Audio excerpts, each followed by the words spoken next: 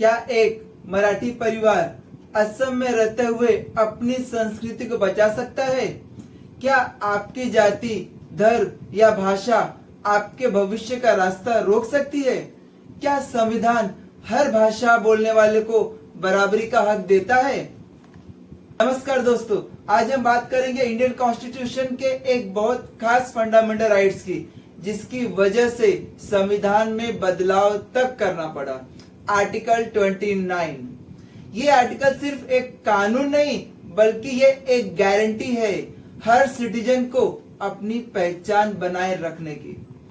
Indian constitution या भारतीय संविधान के पार्ट 3 में ये फंडामेंटल राइट्स दिया गया और उसमें से हम पढ़ने जा रहे हैं 5th fundamental rights, cultural and educational rights.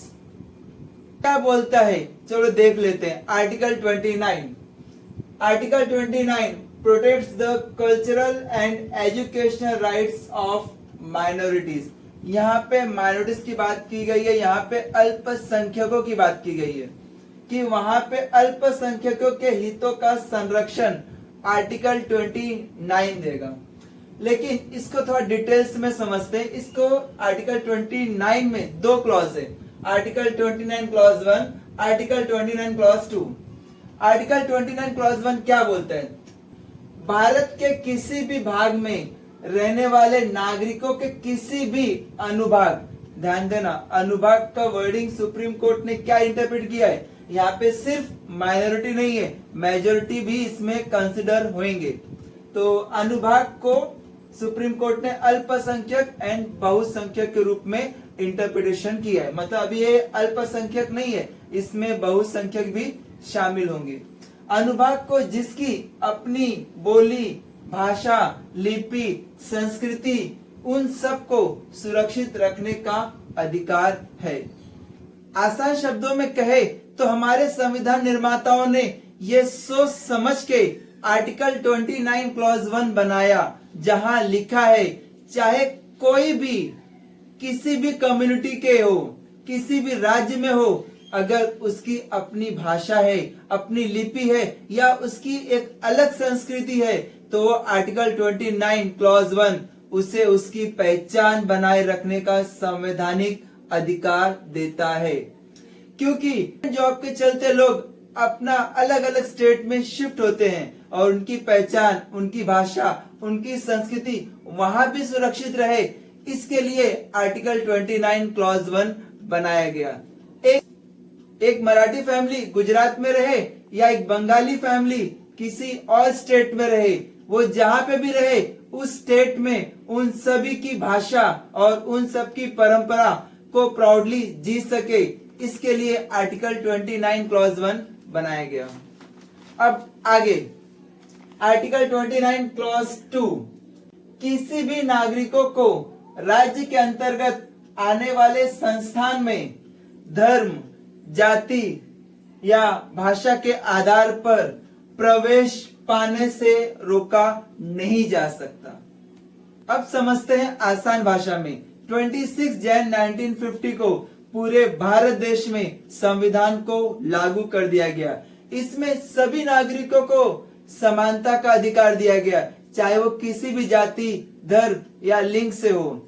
यानी अब कोई भी छोटा बड़ा नहीं था, हर इंसान बराबर था, कागज पे भी और कानून की नजर में भी।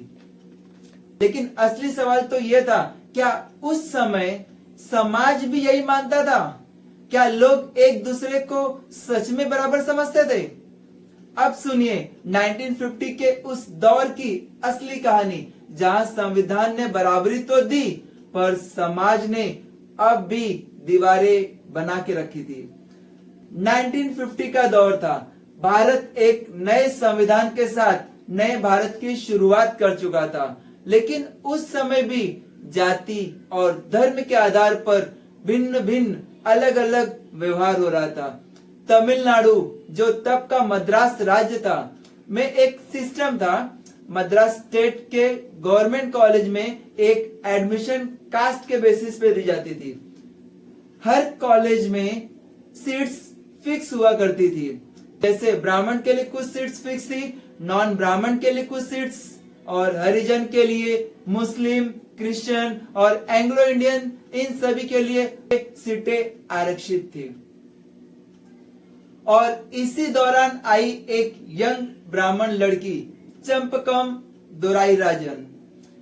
उसने मद्रास के एक गवर्नमेंट मेडिकल कॉलेज में अप्लाई किया। उसका मेरिट स्कोर भी काफी अच्छा था, लेकिन कॉलेज ने उसे एडमिशन देने से मना कर दिया, सिर्फ इसलिए क्योंकि ब्राह्मण कैटेगरी के लिए सीट्स फुल हो चुकी थी। इसका मतलब मेरिट में होने के बावजूद भी सिर्फ कास्ट के वजह से एडमिशन रिजेक्ट हो गई। चंपकम ने इस कम्युनल ऑर्डर या इस सिस्टम को मद्रास हाई कोर्ट में चैलेंज किया, इस बेसिस पर कि आर्टिकल 29 क्लॉज 2 कहता है कि किसी भी सिटीजन को रिलीजियन, रेस, कास्ट, लैंग्वेज या किसी भी बेसिस पर किसी स्टेट फंडेड इंस्टीट्यूशन में एडमिशन से मना नहीं किया जा सकता। उसने बोला यह कम्युनल गवर्नमेंट ऑर्डर मेरे फंडामेंटल राइट्स का वॉयलेशन कर रहा है। हाई कोर्ट में स्टेट और चंपकम के बीच काफी आर्गुमेंट हुई और उसके बाद हाई कोर्ट ने इस बात से सहमत होकर चंपकम के फेवर में डिसीजन लिया और कहा स्टेट का ऑर्डर अनकॉन्स्टिट्यूशनल है, असंवैधानिक है और ये आर्टिकल 29 क्लॉज 2 का वॉयलेशन है। और मद्रास स्टेट ने हाई कोर्ट के इस डिसीजन को एक्सेप्ट नहीं किया और उन्होंने कहा कि रिजर्वेशन बैकग्राउंड क्लासेस के अपलिफ्टमेंट के लिए है और ये इक्वालिटी का हिस्सा है, इसलिए स्टेट गवर्नमेंट ने इस मैटर को सुप्रीम कोर्ट में अपील किया।